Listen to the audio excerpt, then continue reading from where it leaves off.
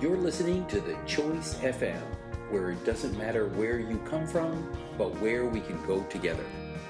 The show will start in a moment. Hello, and welcome to The Choice FM podcast. I'm FD Gifford, and I will be your host for the next 15 or 20 minutes.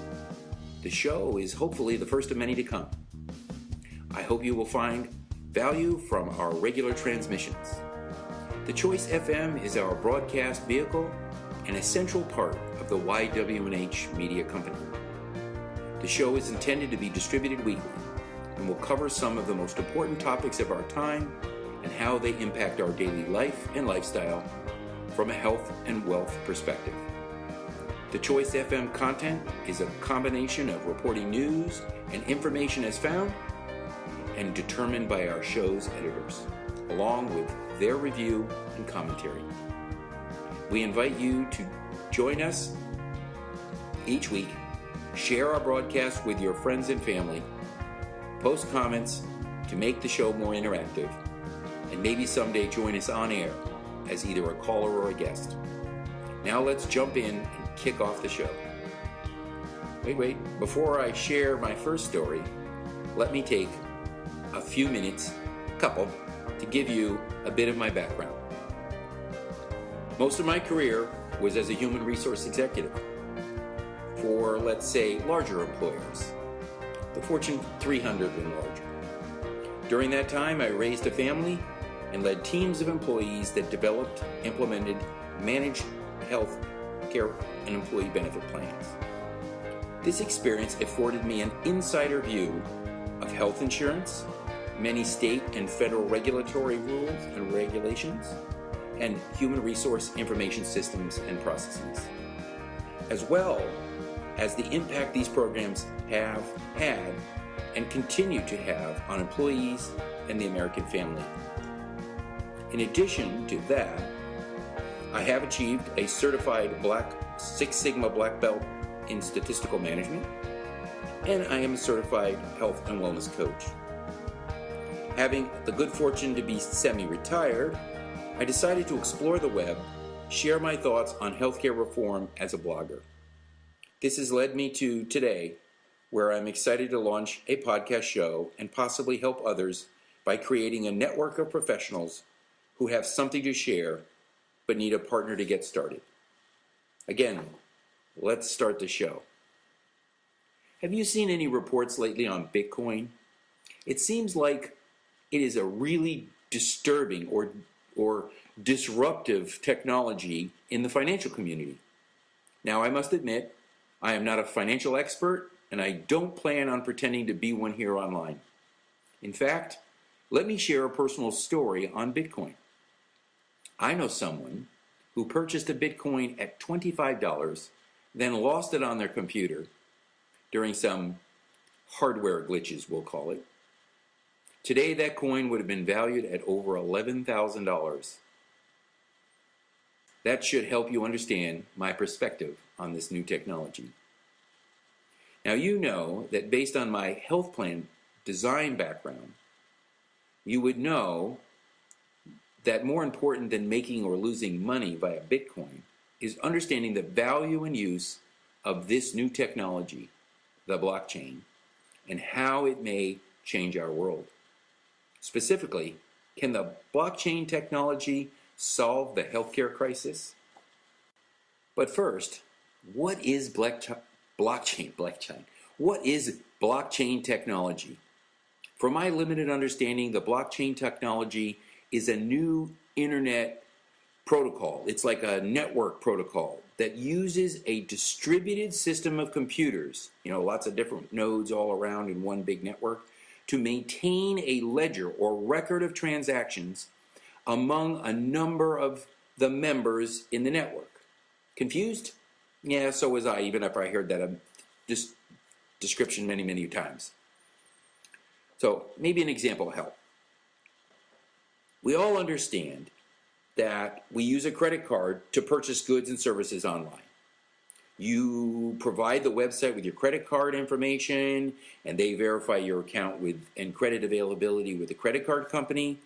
And when it's approved through this centralized agent, which has all the credit card holders and the vendors all together agreeing to the terms of its use. The seller pays a fee for that service, and the buyer pays an interest on the balance or pays the balance off. They may be required to pay a fee depending on your card. This process works pretty clear and efficiently, especially for the banks, that is, because they control the process. They're the middleman. There's the vendor, the seller, and the buyer, and the bank in the middle, and all records flow through that centralized organization. Key thing to remember is, in that system, it's centrally controlled. But when you enter in cryptocurrencies, you have a completely different transaction because the record keeping is distributed, it's not centrally located, and it is verified by all of those and maintained within the blockchain. And it's a direct transaction between you and the seller by exchanging the Bitcoin. Now let's take a look at this. Here's a specific example, and I think this was on at BlockGeeks, was the page I got it from. Quote, "The blockchain is an undeniably ingenious invention, the brainchild of a person or group of people known by the pseudonym Satoshi Nakamoto. But since then, it has evolved into something even greater. And the main question every single person is asking is, what is blockchain?" Now, it really is by allowing digital information to be distributed, not copied, it's distributed. The blockchain technology creates the backbone of a new type of internet. It was originally devised for a digital currency, the Bitcoin. The tech community is now finding other potential uses for the technology. Now, Bitcoin was called digital gold, and for a good reason. To date, the value of that currency is close to 9 billion. I think that might even be dated. This is a few months old. The blockchains can make other types of digital value. Like the internet or your car, you don't need to know how the blockchain works to use it. However, having a basic knowledge of this new technology shows why it is considered revolutionary. So we hope that you will learn how and learn more about the blockchain. I recommend that you go to BlockGeeks to learn what is the blockchain. Now, one of the key questions is, can the blockchain help us control healthcare costs?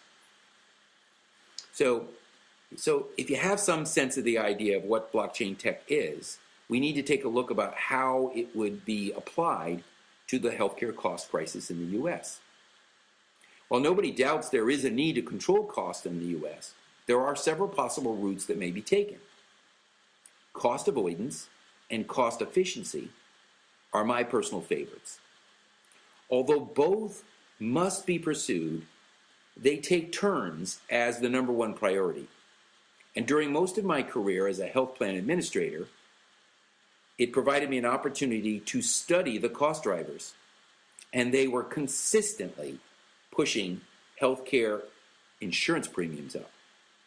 Simply put, the top cause was almost always either changing technology or plan utilization.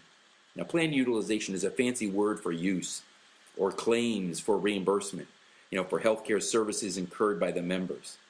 Now, technology cost drivers were primarily advanced healthcare treatment procedures, as technology becomes more expensive in the treatment of people's illness. But it can also be the administrative costs. Now, cost avoidance versus cost efficiency is an important concept when you're talking about the healthcare crisis. Consider this. Once you are ill, cost avoidance efforts typically become secondary to cost efficiency, because cost avoidance goes to the root cause of the healthcare expense in the first place. Prevention of disease before treatment of disease. Now, cost efficiency focuses on reducing wasteful expense. Once that very expensive treatment system is engaged, patient care must be considered cost-effective and efficient priorities. Poor quality of care is very inefficient. Everyone agrees, typically, as a total priority. As a trained Six Sigma statistician, I know improved information can improve outcomes. Therefore, an improved information system obviously could help the system. Whether improved information technology could offset the explosion of new healthcare technologies, new pharmaceuticals, expensive laboratory procedures, robotic surgeries, nuclear medicine, it's really unclear whether we can compensate in just administrative efficiencies for those high costs. And it is true that regulatory programs like PPACA, Obamacare, Affordable Care Act, whatever you want to call it, are also driving costs higher, not lower. If new blockchain technology networks can lower the cost of treatment, most people will accept them, especially if they appear to be more secure than the existing networked information technologies. Healthcare privacy and security are among the highest concerns of America. I'm inclined to think that this technology needs to be looked at for its application in healthcare. And let me read you this quote. Quote, decentralized databases promise to revolutionize medical records, which are a key part of the healthcare process, but not until the healthcare industry buys into the idea and gets to work. Quote, Mike Orcott on September 15th. And Mike is one of the articles that prompted this thought because he has the article, Who Will Build the Healthcare Blockchain? On technologyreview.com. And yes, buy-in is critical. Obviously, this new technology requires both employers, healthcare systems, hospitals, insurance companies. They're all going to have to buy in. And an example of recent corporate buy-in was another article I saw. This was in, I believe, let me see here, it was in, where is that? I can't find it. Where did you go? Oh, yes, it was in Nashville Post. The article was by Gert E. Lombardi. And he was just announcing in this Nashville Post that a company called Change Healthcare is working with the McKesson Technology Solutions Company. They're a large healthcare consumer engagement and transparency business. They do a lot of systems for hospitals and providers. This pairing is joining a high-profile consortium seeking to develop blockchain technologies. And a cross-industry group of so-called premier members is forming one of the first healthcare organizations to deal with the blockchain at this level. So, corporations are definitely going to get involved in studying this, and they will no doubt work on the transactions between industries, hospitals and insurance companies with pharmacies, as we saw in the news today or the other day. CVS is trying to buy Aetna, and that's because the pharmacy needs to integrate more with the insurance company to try to gain efficiencies. And we hope that out of those kinds of investments that we'll see advances in new kind of technology. Now, critical, when or will the consumer buy in? Because they have to be part of this transaction.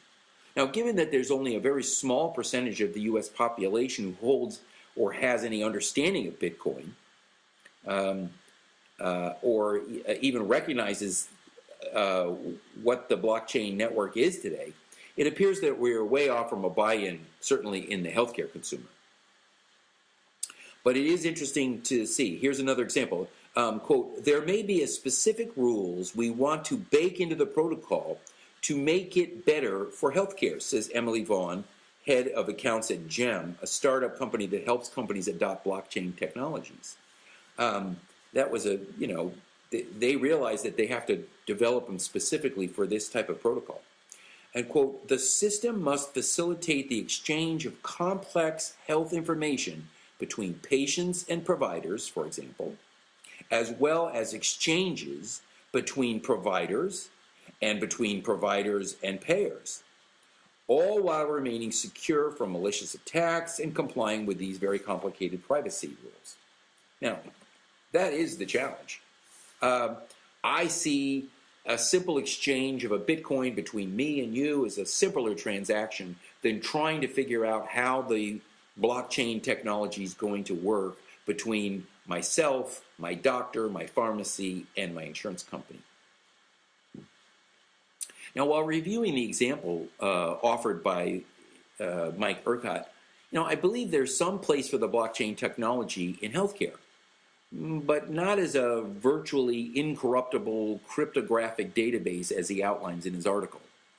I think we're a long way off. He cites an example of how medical records operating in the Boston market, where healthcare providers like hospitals, pharmacies, and doctors are all struggling, and I'm not surprised that there are multiple records. He cites here, he suggests that the city region marketplaces has 26 different systems, and it clearly creates an impossible or an opportunity for inefficiency to come into the healthcare provider system. Of course, a single payer system would be easier and maybe streamlined for medical records, but that doesn't guarantee efficiency or high quality of care. I feel that we might have failed right at this point to show that the blockchain ledger would really improve the cost of care in Boston at this point. And obviously his point is, who's going to do this? We need somebody to work on it. And I agree with him on that part. It is true, blockchain technology is changing the way the internet is and will operate. And at this point, cryptocurrency and its adoption is a growing trend. I mean, just consider the fact that Bitcoin just hit, 11,500? Actually, I think today when I did it was at 13,000 when I looked. According to Cointelegraph.com, the online digital currency exchange Coinbase has more members now than the Charles Schwab brokerage firm. They currently say that there's about 13 million users on Coinbase. Quote, technologists and healthcare professionals across the globe see blockchain technology as a way to streamline the sharing of medical records in a secure way, protect sensitive data from hackers, and give patients more control over their information. But before the industry-wide revolution on medical records is possible, the new technical infrastructure, a custom-bit, quote-unquote, healthcare blockchain must be constructed. I totally agree. What say you? Okay, that's a wrap. I hope you got some value from the show, and will visit my website at ywnhmedia.com or my soon-to-be-launched thechoicefm.net site. Goodbye.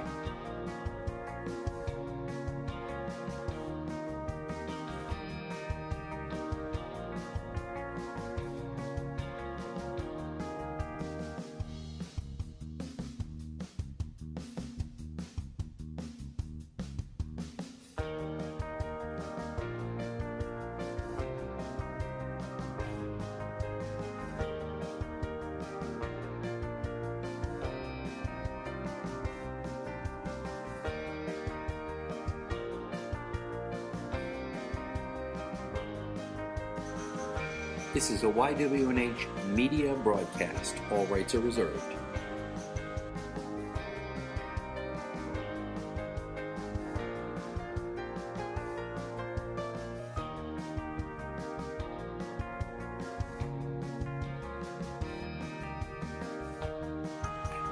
Broadcasting from our studios in the beautiful Carolina coast, North Carolina.